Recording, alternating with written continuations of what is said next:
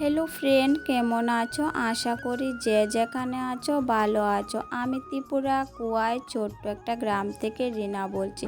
সকালবেলা দাঁত ব্রাশ করছিলাম আর তোমাদের সাথে শেয়ার করেছি।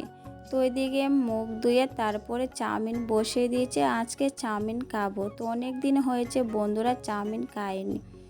তো এদিকে পেঁয়াজ লঙ্কা সবটাই দিয়ে ডিমটা দিয়ে একটু ভেজে নিলাম। তো বন্ধুরা ভিডিওটাকে স্কিপ করে দেখো না, ফুল ভিডিওটা দেখো। যদি ভালো লাগে please like comment share subscribe করে পাশে থেকো।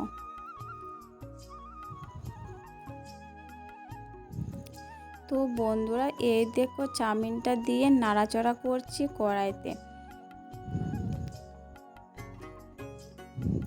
এই দেখো চাউমিনের ফাইনাল লুক, কত সুন্দর কালার হয়েছে আর খেতে ভীষণ টেস্টি হয়েছে বন্ধুরা। তো কে খাবে চলে এসো আমাদের গরিবের বাড়িতে।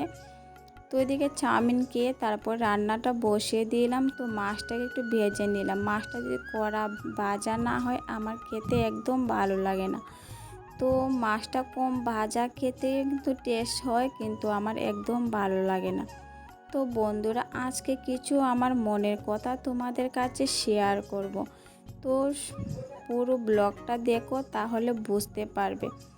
তো আমি কেন এতদিন ধরে বাবার বাড়িতে আছি সবটাই শেয়ার করব, যেহেতু তোমাদের দাদাভাই বাড়িতে নেই, কাজের জন্য বাইরে গেছে। তো আমরা যেখানে থাকি সেখানে কাজ খুবই কম।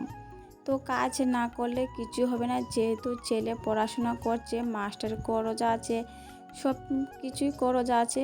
তো তোমাদের সাথে শেয়ারও করেছিলাম কদিন আগে বা 5-6 মাস আগে ঘর প্লাস্টার করেছি, লোন লয়ে কাজটা করলাম। তো লোনের কিস্তিও দিতে হয়। তো যেহেতু কোনো কাজ যদি না থাকে তো আমি কিস্তি চালাতে পারবো না। তো তার জন্য বাইরে কাজের জন্য আসতে হলো বাধ্য হয়ে, কিছু করার নেই। তারপরেও বাড়িতে কেউ নেই, আমার শ্বশুরমশাই কয়েকদিন আগে মারা গিয়েছে। তো তোমাদের দাদাভাইয়ের কোনো ভাই নেই, যে ভাই থাকলে তো সমস্যা হতো না। ভাইয়ের বউ থাকতো, সবাই আমরা মিলেমিশে থাকতে পারতাম। যেহেতু তোমাদের দাদাভাই একাই, তার জন্য বাবার বাড়িতে আছি, কিচ্ছু করার নেই, অভাবের সংসার। তো জানি না এই অভাবের সংসারটা কবে যাবে। তোমরা যদি পাশে থাকো তাহলে সবটাই সম্ভব হবে একদিন না একদিন। অনেক আশা নিয়ে ইউটিউবে এসেছি, জানি না কতটুকু সফল হতে পারবো। চেষ্টা তো করছি। তোমরা প্লিজ সবাই একটু বেশি বেশি করে সাপোর্ট করো, ভালোবাসা দিও, তাহলে আমি সামনের দিকে এগিয়ে যেতে পারবো। তো তার জন্য খালি বাড়িতে থাকা সম্ভব না, তার জন্য বাবার বাড়িতে আছি। তো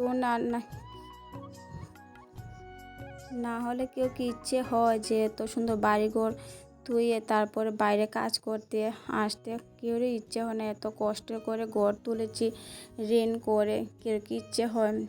তো কিছু করার নেই। তো যাই হোক, কাজের জন্য বাইরে আসতে হলো। তো তার জন্য আমি আমার ছেলে বাবার বাড়িতে আছি। তো জানি না কবে শেষ হবে, সব কিছু ঠিকঠাক হবে, কিছু বলতে পারি না। তোমরা যদি সাপোর্ট করো তাহলে সব কিছু একদিন না একদিন সম্ভব হবে।